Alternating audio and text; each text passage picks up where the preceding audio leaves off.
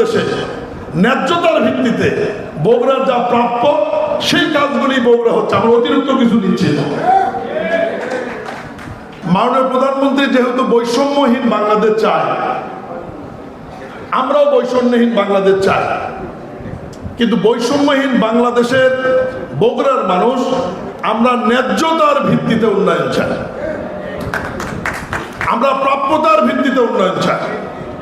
এবং এই বৈষম্যহীন উন্নয়নের জন্যই বগুড়ার যেটুকু ঘাটতি সেটা পূরণ হবার পথে বা পূরণ হওয়ার কার্যক্রম চলছে। বগুড়ার ব্যবসায়ীদের জন্য অনেক ভালো ভালো সুখবর রয়েছে।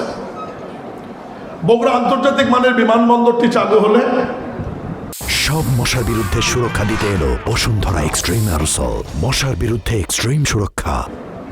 কার্গো ফ্যাসিলিটি থাকবে, এখান থেকে সরাসরি কার্গো ফ্যাসিলিটি কন্টেনারের মাধ্যমে দেশের বিভিন্ন জায়গায় আপনার লাইটিং ইঞ্জিনিয়ারিং বলেন বা কৃষি খাদ্য বলেন আপনারা রপ্তানি করতে পারবেন। বগুড়ার মানুষের জন্য সুখবর, রেল যোগাযোগ একটি গুরুত্বপূর্ণ বিষয় যেটি অধিগ্রহণ সমাপ্ত। আগামী নভেম্বর ডিসেম্বর নাগাদ ইনশাআল্লাহ মাননীয় প্রধানমন্ত্রী সিরাজগঞ্জ থেকে বগুড়া পর্যন্ত ডবল গেজের যে রেল যোগাযোগটি এটি উনি ভিত্তিপ্রস্তর স্থাপন করবেন ইনশাআল্লাহ। এবং বগুড়া রেল স্টেশনে আমাদের একটি কন্টেনারের ডিপো হবে এবং যেখান থেকে বগুড়ার মানুষ সরাসরি রেলের মাধ্যমে কন্টেনার মংলা এবং চট্টগ্রাম স্থলবন্দরে নৌবন্দরে আপনারা পাঠিয়ে দিতে পারবেন।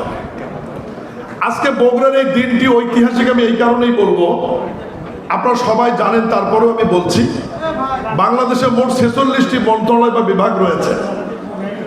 আজকে যে 3 জন মন্ত্রী আমরা এখানে মঞ্চে উপস্থিত রয়েছি, আমরা এই 3 জন মিলে 9টি মন্ত্রণালয় বা বিভাগের নেতৃত্ব দিই। মানে 46টি মন্ত্রণালয়ের মধ্যে 9 মন্ত্রণালয় নিয়ে আজকে কিন্তু আপনারা এখানে বসে আছেন।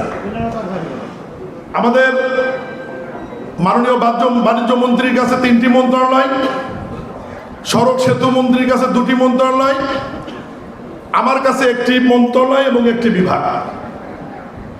এই 9টি মন্ত্রণালয় বা বিভাগ আজকে চেম্বারের অনুষ্ঠানে আসছে। সেই কারণে বগুড়া চেম্বার কমার্স অ্যান্ড ইন্ডাস্ট্রিজের ইতিহাসে আজকের দিনটি অবশ্যই স্মরণীয় হয়ে থাকবে। বগুড়া শহরের রেল লাইনটি আমাদের জন্য একটি ক্যান্সার।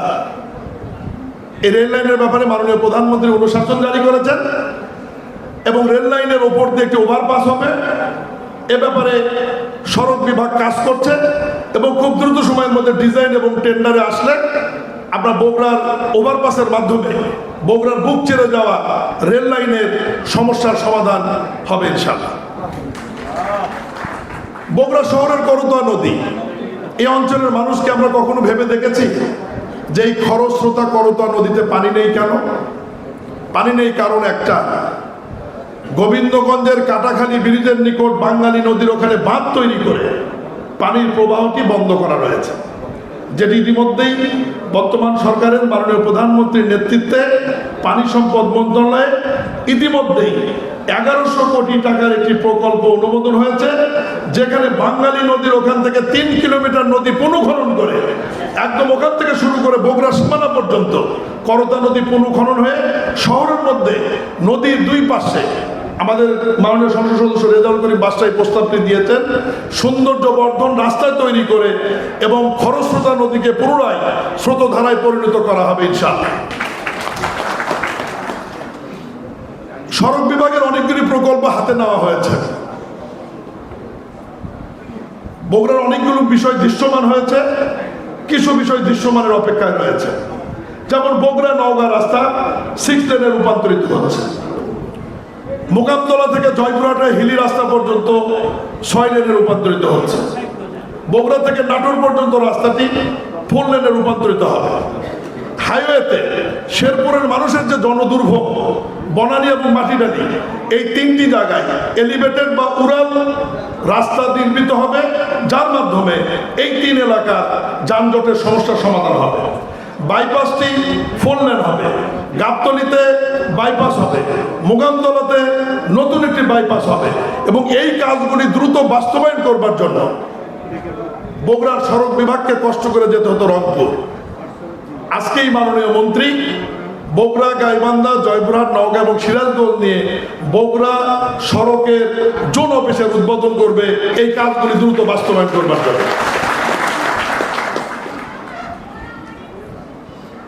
কয়েকদিন আগেই আমি এবং ক্রীড়ামন্ত্রী একটি অনুষ্ঠানে এসেছিলাম।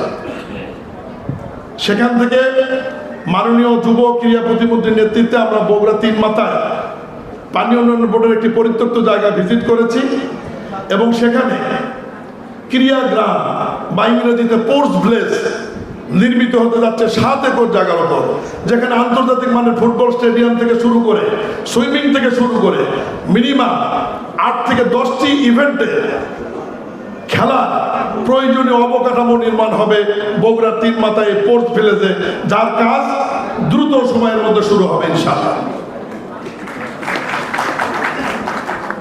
ইতিমধ্যে বগুড়ার দৃশ্যমান যে বিষয়গুলো, বগুড়ার আন্তর্জাতিক মানের বিমানবন্দরের খবর আপনারা পেয়েছেন, যেটি কার্যক্রম চলমান রয়েছে।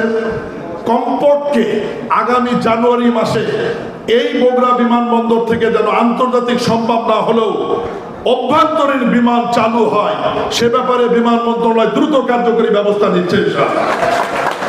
এবং আগামী মাসে বাংলাদেশের ইতিহাসে প্রথম যে ড্রোন ফ্যাক্টরিটি বগুড়া বিমানবন্দরে হবে, সেটি আগামী মাস থেকে এই অবকাঠামো উন্নয়নের কার্যক্রম বাংলাদেশ বিমান বাহিনী শুরু করবেন ইনশাআল্লাহ।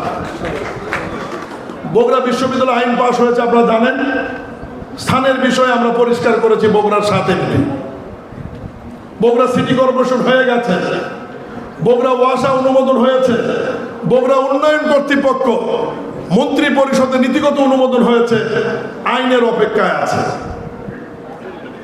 এগুলো কিন্তু একটু বগুড়ার জন্য বেশি উন্নয়ন না, বৈষম্যহীন বাংলাদেশে ন্যায্যতার ভিত্তিতে বগুড়ার যা প্রাপ্য সেই কাজগুলি বগুড়া হচ্ছে, আমরা অতিরিক্ত কিছু দিচ্ছি না।